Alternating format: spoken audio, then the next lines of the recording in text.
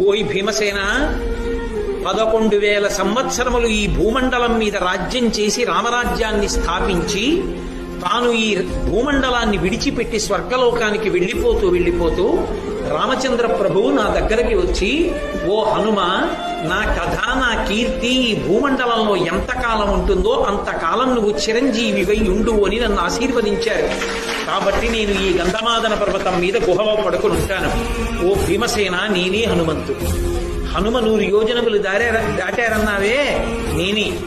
నువ్వు నాకు సోదరుడివి, మన ఇద్దరం వాయుపుత్రులం. కాబట్టి నిన్ను చూడటం వల్ల నేను చాలా ధన్యుణ్ణయ్యానయ్యా, చాలా సంతోషం పొందాను. భీముడు కూడా అన్నాడు, మహానుభావ, మీ వంటి వారి దర్శనం అవడం అంటే మాటలా? అందుకొచ్చింది ఆ సౌగంధికా పుష్పం. దేవతలు ఏది చేసినా పాండవుల ఉన్నతికే చేస్తారు. ఎక్కడ ధర్మం ఉందో అక్కడ అనుగ్రహం. గాలికి పువ్వు వచ్చినా అనుగ్రహానికే వస్తుంది.